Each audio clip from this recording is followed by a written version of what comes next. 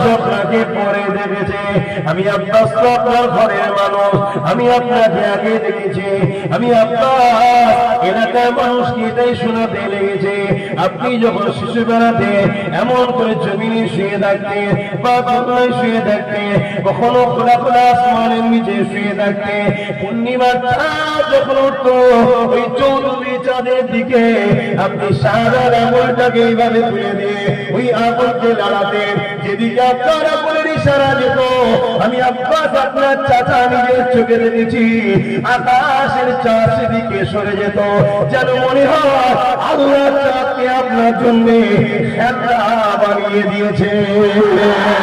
আর বলুন আল্লাহু আকবার। প্রত্যেকটা ছেলে শোনার পরে যখন মুখে হাসি ফুটে উঠলো, দিল খুশি হয়ে গেল। কেন? আমার নেতার মাকাম, আর আমার নেতার মাকামের যত প্রশংসা করব মূলত প্রশংসা কার হবে? এই আগুনের পাওয়ার কে দিয়েছে? আমরা সবাই মিলেও যদি আগুন লড়াই নিজের ছেলে আজকাল শুনছেন, কি ভুল বলছি? আর আকাশের চাঁদ বড় হয়ে তো রসুল ফাঁকাবার টুকরো করে দেখিয়ে দিয়েছে, বড় হয়ে দু টুকরো করে দেখিয়ে দিয়েছে।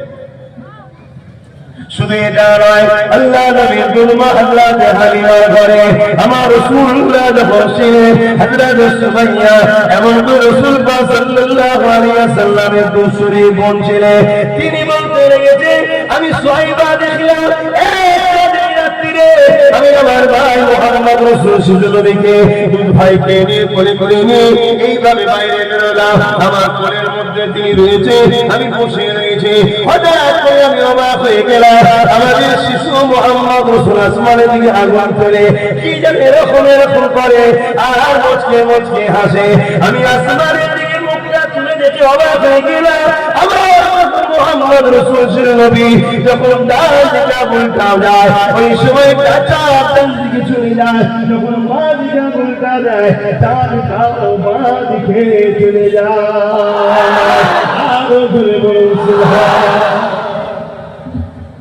এই তো আমাদের বাচ্চাগুলো শিখছে, আপনারাও শুনছে, ঈদ হচ্ছে না কিন্তু খুশি হচ্ছে। বা আহলে সুন্নাত ওয়াল জামাত থেকে আমি ছেলেদেরকে বলেছি, অনেক জায়গায় হয় মেন অঞ্চলের একটা ভালো ভালো রোড দেখে বাজার দেখে ছোট ছোট ক্যাম্প করে, ক্যাম্পে বসে পানি দেয়, লোককে পথচারী মানুষ দেখা দেখি ভ্যান চালিয়ে আসছে, রিক্সা চলেছে, মুসলিম কেউ মুসলিম দেখান না কেন, আমার রসুল সভা কথা বুঝে আসছে না। এবার রসুল যেমন পানি সভা, যা পিপাসা লেগেছে পান করেছে, পিপাসা মিটেছে, রসুল সভা, যে ধরবে সে কামিয়াবি, যে ধরবে না কামিয়াবি, কিন্তু সবার কথা বুঝে আসছে। তাই সেই নবীর যখন মাওলুদের আলোচনা হবে, তাই বিষয় যখন আসবে, তাই কে কি দেখার দরকার নাই, সবাইকে দাও। আর ওই প্যাকেট জাতীয় ছোট ছোট খাবার, কথা বুঝে আসছে, ওই খাবার আর পানি মানুষের হাতে দিচ্ছে, লোক তো ভাবছে কি হচ্ছে, এটা কি ব্যাপার, আজকের কি দিন, এক কান দোকান হতে হতে হতে হতে সবাই জানতে পারবে, শুনতে পাবে, নতুন নতুন প্রজন্ম জানবে, আহা আমার রসুল এই দিন এসেছে। আল্লাহ ওটাই বলছে, আমার নিয়ামতের, আমার নিয়ামতের, আমার লাইন শাকারতুম লাযিদান্নাকুম, আমার নিয়ামতের তোমরা খুব চর্চা করো, জোরে বলুন সুবহানাল্লাহ। এখানে চর্চা করাটা শুকরিয়া আদায় করা, কোন জায়গায় অন্তরে অন্তরে আলহামদুলিল্লাহ বলাটা শুকরিয়া আদায় করা, এক একটা চর্চা এক এক ভাবে হয়। তাহলে আমার রাসূল পাক সাল্লাল্লাহু আলাইহি সাল্লামের মিলাদের মাহফিল আমার নবী সাহাবী হযরত আব্বাস রাদিয়াল্লাহু তাআলা তিনি বানাতে লেগেছেন। শুধু তিনি বানিয়েছেন, আল্লাহ নবী স্বয়ং নিজে মদিনা নববীর দুই মিম্বরে উঠে গেলেন, আল্লাহ নবী বলতে লেগেছে আনা মুহাম্মদ রাসূলুল্লাহ, আমি মুহাম্মদ রাসূল, আমার আব্বা আব্দুল্লাহ, আমার দাদা আব্দুল মুতালিব, এইভাবে নিজের প্রশংসা তারিফ করতে লেগেছে, নিজের পরিচয় দিতে লেগেছে, এইভাবে পরিচয় দিতে দিতে রাসূল বলতে লেগেছে এ বিশ্বের মানুষেরা আমি মুহাম্মদ রাসূল যখন নবীজিরা যখন বাবা কাদামাটি শুনিয়ে মেরেছিল, আমি রাসূলুল্লাহ আল্লাহ দুনিয়ায় পাঠাবার সিলসিলা জারি করে দিল। আদম সাফিউল্লাহ জান্নাত তৈরি করলেন ওই কাদামাটির মধ্যে। আদম সাফিউল্লাহ রূহকে যখন দিতে লাগলো, আদম সাফিউল্লাহ রূহ যেতে লাগছে না। আল্লাহ পাক আমাকে এই সময় আপনার আদমের পুষ্টি পিঠেতে এমন করে আমাকে রক্ষিত রেখে দিল। আমি আদমের পিঠে যখন চলে এলাম, ওই সময় আদমের রূহ যখন আদমের শরীরের মধ্যে চলে গেল, আমার নূরের ইশকে আদমের নূর দিবানা হয়ে গেল। আল্লাহ আদম নবীকে বলেছিল, আদমকে কিবলা বানিয়ে আদমকে তাজিমি সম্মান করো। এমন করে সবাই সম্মান করলো, ইবলিস সম্মান করলো না। কেন সবাই সিজদা করলো, ইবলিস সিজদা করলো না? কারণ সমস্ত ফেরেশতারা ওই মাটির আদমের ভেতর দিয়ে নূরে মুহাম্মদ রাসূলকে দেখেছিল। আমার নূরে আশিকে তারা মাথা নত করে দিয়েছিল, কিন্তু ইবলিস দেখতে পেল না। তাই যে রাসূলকে চেনে বা দেখে, সে রাসূলের লীলা তারাই নবীর দিওয়ানা হয়ে যায়, তাকে দুনিয়া অন্যদিকে টানতে পারে না। আর যার নজরটা ইবলিসের মতো হয়, সে নবী দেখতে পায় না, সিজদা করতে পারে না, সে কাফের বেঈমান হয়ে ধ্বংস হয়ে যায়। এই আদম নবী আলাইহিস সালামের মাধ্যম দিয়ে তিনা সন্তান ঈসা আলাইহিস সালামের কাছে এই নূরে মুহাম্মদ রাসূল চলে এলো। এইভাবে এক একটা নবীর মাধ্যমে আস্তে আস্তে আস্তে হযরত ইব্রাহিম খলিলুল্লাহ চলে আসলো। ইব্রাহিম খলিলুল্লাহকে আগুনে যখন ফেলা হয়েছিল, আগুনের ক্ষমতা ছিল না নূরে মুহাম্মদ যার কপালে রয়েছে তাকে পোড়াতে পারবে। এই আল্লাহ বলেছেন আগুন বিয়াদবি করবে না। আমার বন্ধু রয়েছে, এটা হলো খোলাসা তাফসীর। এই যুবকেরা তরুণেরা ইব্রাহিম খলিলুল্লাহ থেকে হযরত ইসমাঈল জমিউল্লাহর কাছে চলে এলো। ইসমাঈল জমিউল্লাহকে তরবারি জবাই করতে পারবে না, কারণ ইসমাঈল জমিউল্লাহ তখন নূরে মুজাস নূরে রাসূলুল্লাহ। ইসমাঈল জমিউল্লাহ তখন পেশিনাতে চলে এলো। অনেক বড় পদে এইভাবে তপ্পার পর তপ্পা আস্তে আস্তে হযরত রাসূলুল্লাহ দাদা হযরত আব্দুল মুতালিবের কাছে চলে আসলো। আব্দুল মুতালিবের পেশিনাতে যখন এই নূরে মুহাম্মদ রাসূল চলে এলো, দুনিয়ার মানুষ আব্দুল্লাহকে দেখে তাজিম করতে লাগলো, আব্দুল্লাহকে দেখে ভালোবাসতে লাগলো, আব্দুল মুতালিবকে দেখে প্যার করতে লাগলো। এমনকি মক্কার মানুষেরা আব্দুল মুতালিবকে তাদের সরদার পর্যন্ত বানিয়ে দিল। মূল জায়গাটায় ফিরে আসছি না, অনেক বড় টপকা আসতে গেলেই 2-4 দিন লেগে যাবে। টপকাটা যদি আনা যায়, হযরত আব্দুল মুতালিব রাসূলুল্লাহর দাদা। আজকে আমাদের সমাজে একটা মুসলিম সুরাতে মুনাফিক ঘুরে বেড়ায়, তারা দেখবেন রাসূলুল্লাহর আব্বা আম্মাকে সমালোচনা করে। জানেন তো নাকি সমালোচনা করে? আরে রাসূলুল্লাহর দাদা ছিল জগৎ বিখ্যাত একজন আল্লাহর ওলি। বলুন হযরতে আব্দুল মুত্তালিব রাদিয়াল্লাহু তাআলা আন, জোরে বলুন সুবহানাল্লাহ। জগৎ বিখ্যাত একজন ওলি ছিল। তিনি কোন ধর্ম মানতেন? তিনি দ্বীনে ইব্রাহিমকে মানতেন। ইব্রাহিম নবীর ধর্ম মানতেন, জোরে বলুন সুবহানাল্লাহ। ইব্রাহিম নবী কি বলছেন? আমার নবী যেদিন বললো আনা মুহাম্মদ রাসূল, ওই দিন থেকে সমস্ত নবীর দাওয়াত বন্ধ হয়ে গেল, মুহাম্মদ রাসূলের মেসেজ চলছে। তার আগে পর্যন্ত কেউ ইব্রাহিম নবীর দিনে ছিল, কেউ মুসা নবীর দিনে ছিল, কেউ ঈসা নবীর দিনে ছিল, কথা মাথায় দিচ্ছে। কিন্তু শিক্ষার অভাবে হতে পারে, বা রাসূলুল্লাহর বিরোধী করা ডলার পাওয়ার জন্য হতে পারে, একদল মানুষকে সমালোচনা করে যায়। তাই আপনাদের জানতে হবে, আপনারা আমাদের ঘরের সন্তান, আপনার বাপ দাদা মুরব্বী সবাই দাদা হুজুরের সিলসিলার অনুসারী, তাই তো নাকি? আরে এই ভারতবর্ষে 4টে সিলসিলা, ভারতবর্ষে 4টে সিলসিলা। একটা হলো ফজলুল্লাহ সিলসিলা, দ্বিতীয় দেওবন্দি সিলসিলা, তৃতীয় বেরেলি সিলসিলা, চতুর্থ জৌনপুরি সিলসিলা। এছাড়া কোন সিলসিলাই ভারতবর্ষে আজ থেকে 50-60 বছর আগে ছিল না। এখন আগাছা, এখানে দরবার, ওখানে দরবার, ওখানে দরবার, ব্যাঙে ছাতার মতো সব বাজাচ্ছে, শুধুমাত্র $1,00,000 লোগো উম্মতগুলোকে রাসূল থেকে সরানো। কথা বুঝে আসছে? আর এই 4 সিলসিলারই মুরব্বিদের আকীদা হলো আল্লাহর পরে সব থেকে সম্মানীয় হলো মুহাম্মদুর রাসূল, জোরে বলুন সুবহানাল্লাহ। এই 4 সিলসিলারই মুরব্বিদের আকীদা হলো রাসূল পাক সাল্লাল্লাহু আলাইহি ওয়াসাল্লামের মিলাদ বানানো হলো বরকতময় কাজ। জোরে বলুন সুবহানাল্লাহ। এখন সব বেরোচ্ছে, তাহলে আপনারা আমাদের ভাই হন তো নাকি? আপনাদের জীবনে যদি গুনাহ করে মরেন, গুনাহ যদি থাকে, ঈমান যদি থাকে, একদিন না একদিন জান্নাত যেতে পারবেন। ঈমানের রাস্তাটা আপনাদেরকে দেখাতে হবে তাহলে। কিন্তু আপনারা কি ধরা না দেন, বুঝাবো কি করে? ধরা তো দিতে হবে। এই যেমন রাসূলুল্লাহর আব্বা আম্মা সম্বন্ধে কেউ যদি নোংরা কথা বলে, বাজে কথা বলে, বলেন এটা আমার রাসূলকে কষ্ট দেবে না দেবে না? রাসূলকে কষ্ট দিলে ঈমান থাকবে। আর তাদের সঙ্গে যদি আপনি বন্ধুত্ব করেন, নবী আপনার উপরে খুশি হবে না রাজা হবে? তাহলে আপনাকে তো ভাবা দরকার তারা কি বলছে শুনছেন। আসেন আমি আমার রাসূলুল্লাহ দাদার একটু কথা বলি, কিভাবে নূরে মুজাসসামটা বাড়ির বিল ওমর 570 খ্রিস্টাব্দে আব্দুল্লাহ হুজুরের মাধ্যমে আম্মা আমিনার পক্ষ থেকে দুনিয়ার মধ্যে এসেছিল। ওই নূরে মুজাসসামের সঙ্গে একটু কথা বলে যায়। হযরত আব্দুল মুত্তালিব বলতে লেগেছে, আমাকে সবাই সম্মান করতে লাগলো। এই যুবকেরা কর্মীরা বাবেরা এমন সময় কাবার চর্চা পৃথিবীর জমিনে ছিল।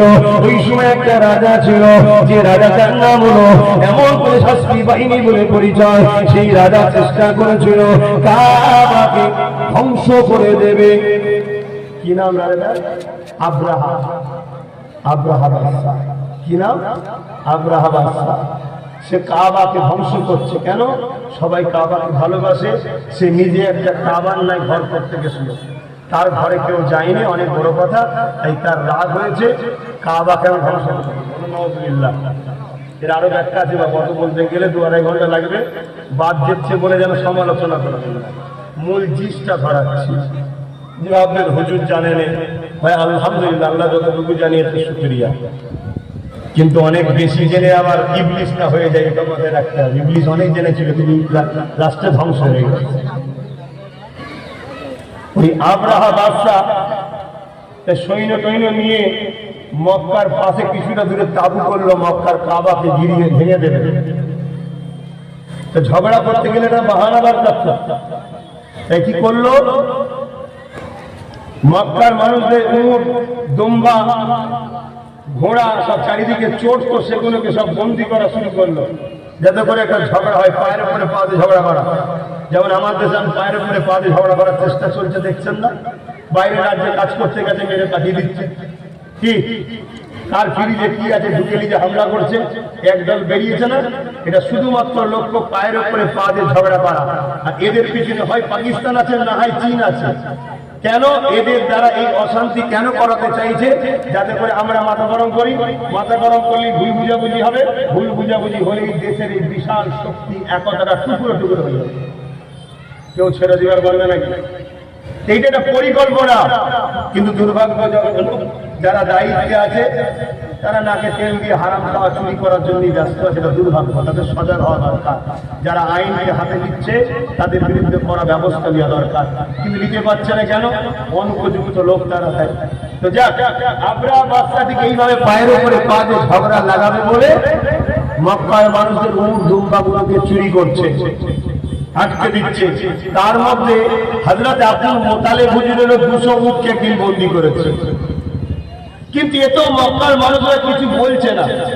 যেমন আজকে আমাদের উপরে এত জুলুম হচ্ছে, তাও কিন্তু আমরা মাতৃভূমির ভালোবাসায় দড়ির উল্টো দিকটা ধরে টানি নিয়ে, কেন টানলেই বীজখান্ত ছিঁড়ে যাবে, দেশটা টুকরো হয়ে যাবে, তাই ছেড়ে রেখেছি। ঠিক না বেঠিক? কথা বলো। কেন? আমরা হুকুল আজম দেশকে ভালোবাসি, আর দেশকে ভালোবাসা এই দিনে যিনি এসেছিলেন তিনি শিখিয়েছেন। জোরে বলুন সুবহানাল্লাহ। তো ভাইরা আমার, এমন সময়তে একজন দূতকে, যখন কিছুই হচ্ছে না, তো আব্রাহা বাদশা একটা দূতকে মক্কার কাছে পাঠিয়েছে। মক্কায় পাঠিয়ে যাও, মক্কার যে সরদার আছে তাকে যে বলো আমি কাবা ভাঙতে এসেছি, মানুষের ক্ষতি করতে আসেনি। অতএব মানুষ যদি আমার রাস্তার বাধা না হয়, আমি মানুষকে কিছু করবো না, কাবাটা ভাঙবো, চলে যাব। যেমন আজকে বলছে যে আমার মুসলমানের উপরে রাগ নয়, আমি ওয়াকাফটাকে চুরি করতে এসেছি। বলছে না? হাকিকাতটা বেরোচ্ছে না? বেরোয়। তো যাই হোক, এসব যুগ যুগে ঘটেছে। ইতিহাস কেন ঘটে ভাই? পরের বর্তী যারা আসবে তারা ইতিহাস থেকে শিখে যাবে। এই জন্য আল্লাহ অনেক ইতিহাস আমাদেরকে শিখাচ্ছে। কিন্তু এমন একটা সমাজে আমরা চলে গেছি, আমাদের প্যারালাইসিস হলেও জানতাম, তার থেকেও খারাপ হয়ে গেছে। আপনি ইতিহাস শুধু সুদ রাখছেন আমার কি গো, সবাই শুনবে গেছে নাকি? আজকে স্ক্যান করতে হবে, সব থেকে হচ্ছে বাংলায়। একজন কমেন্টে করছে শুধু একবার বলুন স্ক্যান করলেই 1000 টাকা দেওয়া হবে। দেখবেন স্ক্যানের দোকানের লাইন এত হবে যাতে দোকানদার পাগলা হয়ে যাবে। কতটা ভুল কিছু বলবেন, কষ্ট হচ্ছে।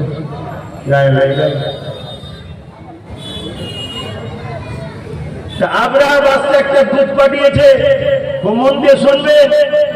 ওই দুধ পর্যন্ত কি বলে, বাচ্চার পক্ষ থেকে এসছে কি বলে, কারো পক্ষ থেকে পাইকারি আসলে কি বলে, পিয়ন। পিয়নই বলে। পিয়ন পাঠিয়েছে, খবর নিয়ে আসছে। আমার রাসূলুল্লাহ দাদা আব্দুল মুত্তালিব হুজুরের ঘরে যেই ঢুকেছে, ওই বাদশা আব্রাহার পিয়ন রাসূলুল্লাহ দাদার দিকে দেখেছে, ওনার সৌন্দর্য, ওই নূরের তাজাল্লি দেখে অজ্ঞানে পড়ে গেছে। জোরে বলুন সুবহানাল্লাহ। কিছুক্ষণ পরে হুঁশ হয়ে যে রাসূলুল্লাহ দাদাকে সিজদা করছে। রাসূলুল্লাহ দাদা বলে, সিজদা একমাত্র আল্লাহকে করতে হয়। জোরে বলুন সুবহানাল্লাহ। রাসূলুল্লাহ দাদা ঈমানদার ছিল না? ছিল না। কথা মাথায় ঢুকছে না? ঢুকে নেই। হ্যাঁ, মুনাফিক মুসলমান ছিল, এরা সবচেয়ে বড় ক্ষতিকারী। আরেকটু আগে চলে অনেক বড় কথা, যখন আব্রাহা দরবারে আমার রাসূলুল্লাহ দাদা যাচ্ছে যে আমার উটটাকে তুমি ফিরিয়ে দাও, এই সময় আব্রাহার কাছে ওই পিয়নটা আগে ভেতরে ঢুকেছে যে আমাকে তাঁবুর ভেতরে আগে ঢুকিয়ে দেন, আপনি বাইরে দাঁড়ান, কেননা আপনার বিষয়টা একটু আগে যে বলে। তাই ওই পিয়ন যে আব্রাহা বাদশা যে বলছে, এ বাদশাহ, যিনি এসেছে ইন্দ্রের মক্কা সর্দার, তবে সাধারণ কোন মানুষ নয়, ইনার চেহারা থেকে নূর চমকায়, ইনি এত সুন্দর মানুষ, যাকে দেখে তুমি অজ্ঞ হয়ে গিয়েছিলাম, পরবর্তীতে তাকে দেখে দিওয়ানা হয়ে গেছে। ওই সময় অহংকারী আব্রাহা বাদশা বলছে, আরে দেখো তো তোমার কথা, কে যদি ভেতরে আসতে দাও, প্রদীপের সিংহাসনে অহংকারের সঙ্গে বসে আছে আমার রাসূলুল্লাহ দাদা। যখন আব্রাহার বাদশা ওই তাঁবুর মধ্যে প্রবেশ করতে লেগেছে, একবার যখন আব্রাহার নজরটা আমার রাসূলুল্লাহ দাদার দিকে পড়েছে, আব্রাহা চিরাগ থেকে উঠে দাঁড়িয়ে যায়। আরো সুবহান।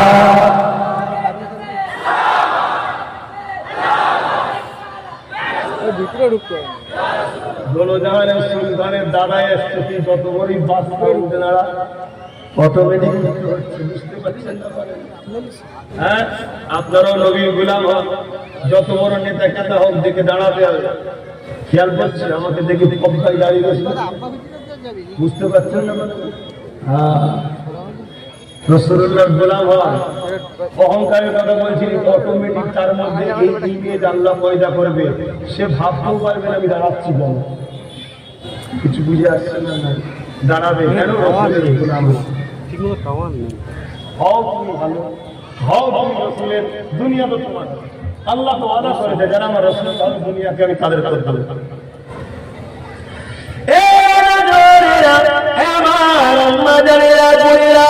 এই রবিউল চাঁদের আজ 12 তারিখে আরেকটা কথা বলে দিয়ে যায়, প্রতিটা মা বাপের দায়িত্ব হলো তার বাচ্চাদেরকে 3টে শিক্ষা অবশ্যই দিতে হবে। এই 3টে শিক্ষা যদি কোনো বাপ তার সন্তানকে না দেয়, কোনো মা যদি তার বাচ্চাকে না দেয়, কিয়ামতের দিনে ওই বাচ্চা যদি শিক্ষার অভাবে ধরা পড়ে যায়, ওই মা বাপকেও বাচ্চার সঙ্গে জাহান্নামে দেওয়া হবে। ওই 3 শিক্ষা, কি শিক্ষা? প্রথম নম্বর শিক্ষা হলো প্রতিটা বাপ মাকে রাসূলুল্লাহর প্রেম আদরের শিক্ষা দিতে হবে। দ্বিতীয় নম্বর হলো রাসূলের আহলের প্রেম আদরের শিক্ষা দিতে হবে। 3 নম্বর হলো কোরআনের শিক্ষা দিতে হবে। যদি কোনো বাচ্চা কিয়ামতের দিনে আল্লাহ নবীর শানে গুস্তাখি করার জন্য ধরা পড়ে যায়, জাহান্নামী হয়ে যায়। ওই সময় ওই যুবকটা বলতে লাগবে, ও রব্বি আল্লাহ, আপনি আমাকে জাহান্নামে দিচ্ছেন কেন? কেন তুই আমার রাসূলের মিলাদের বিরোধী করেছিস? মূর্খ, তুই জানিস না মিলাদ তো সবার হয়, শুধুমাত্র মিলাদ আমি আল্লাহ আমার হয় না। তাই মিলাদ নবীর বানিয়ে দুনিয়ার মানুষকে নবীর গোলামরা এই মেসেজটা দিয়ে দেয়, নবী আল্লাহ নয়, নবী হলো আল্লাহর বন্ধু। নবী যদি আল্লাহ হতো তাহলে আল্লাহ তো মিলাদ হয় না। মিলাদ মানে ভূমিষ্ঠ হওয়া, মিলাদ মানে বাংলায় জন্ম হওয়া, কিন্তু নবীর সাথে আমি জন্ম বলবো না। কেন? কোরআন বলছে কত যা মিনাল্লাহি নূর, আমি আল্লাহ নূর পাঠিয়েছি। যেটাকে পাঠানো হয় সেটা আগে থেকে থাকে, আগে থাকলেই তবে তাকে পাঠানো হয়। বুঝতেই পারছেন তো নাকি? আমি বলবো নবী পাকের আগমন দুনিয়া জমিনে, এই যুবকেরা তরুণেরা, আল্লাহ তো মিলাদ হয় না। কেন? আল্লাহ হলেন লাম ইয়ালিদ ওয়া লাম ইউলাদ, তিনি কারো থেকে জন্ম নয়, তিনার থেকে কেউ জন্ম নয়। এই রাসূলের মিলাদ বিরোধীকারী তারা কি প্রমাণ করতে চাইছে আমি জানি না, তবে এতটুকু জানি নবীর মিলাদ যারা করে বিশ্বকে জানিয়ে দেয় যে রাসূলুল্লাহকে আমরা ঈসার মতো খোদার বেটা বলে ইহুদিদের মতো জানি না, খ্রিস্টানদের মতো মানি না, আমরা রাসূলুল্লাহকে আল্লাহর প্রস্তাব নবী বলে মানি। আর জোরে বলুন সুবহান। ওই বাংলা যখন বলবে আল্লাহ পাক আমি যে বিয়াদবি করেছি এই শিক্ষা তো আমার বাপ মা আমাকে দেয় রে, যদি বাপ মা আমাকে শিক্ষা দিত তাহলে আমি আপনার হাবিবের সঙ্গে বিয়াদবি করতাম না। আমার জাহান্নামে যাওয়ার কারণটা হলো আমার বাপ মা, এই তারা যেন বাদ যাবে, তাদেরকে আমার সঙ্গে জাহান্নামে দিয়ে আল্লাহ নালিশ, তাদেরকে আল্লাহ বলবে সত্যটা বাংলা সত্য বলেছে, ওর বাপ মা বইয়ের সঙ্গে জাহান্নামে দাও। কেননা প্রতিটা বাপকে সন্তান দেয় আল্লাহ, তোমার দুনিয়া জমিনে ওই সন্তানকে লালন পালন করে আল্লাহর প্রেমী নবীর প্রেমী বানাতে হবে। দুনিয়াদারির জন্য ইংলিশ শিখাবে, ভূগোল শিখাবে, বাংলা শিখাবে, সায়েন্স শিখাবে, বানাবে, অঙ্ক শিখাবে, জেনারেল লাইনে শিক্ষা দেবে, দাও, এতে ইসলামের নিষেধ না। কিন্তু প্রতিটা বাপ মার দায়িত্ব সর্বপ্রথম তাকে নবীর প্রেম আদর শেখাও, নবীকে কিভাবে ভালোবাসতে হয়, নবীকে কিভাবে পেয়ার করতে হয়, কারণ করে নবীর প্রকৃত আদর থাকবে। এই রবিউল আউয়ালের চাঁদে সে এমন করে শিকারে ফেলে দেবে কখনো নবীর মিছিলে বেরোতে চাইবে না, সে ভদ্রতা নম্রতার সঙ্গে যাবে। অন্যদিন ভুল করেছি আলাদা কথা, আর যদি এই মকরুহ জিনিস অপছন্দ জিনিস করি না জানি আমি বিয়াদবি করে জাহান্নামী হয়ে যেতে পারি। তাই আজকের দিনটা সে সতর্ক সঙ্গে পা ফেলবে। আর যদি নবীর প্রেম আদর না শেখাও, বড় বড় দিয়ে বক্স লাগিয়ে দিয়ে ছেলে মেয়ে বেকুল মাটির সঙ্গে ঘুরে বেড়াবে। তাই মনে রাখবেন, প্রথম কথা হলো নবীর আদর প্রেম শেখানো, দ্বিতীয় নম্বর হলো রাসূলুল্লাহ তাদেরকে ভালোবাসে, অর্থাৎ নবীর সবথেকে কাছে হলো আহার, যাদের সম্বন্ধে নবী বলেছে জান্নাতে সর্বপ্রথম তারা আমার সঙ্গে থাকবে। এই নবীর আহারের থেকে মানবের কোন শিক্ষা দেয়। তিন নম্বর হলো কোরআন শরীফ, যে কোরআন তোমার জন্য আল্লাহর পক্ষ থেকে গাইড মেসেজের কিতাব।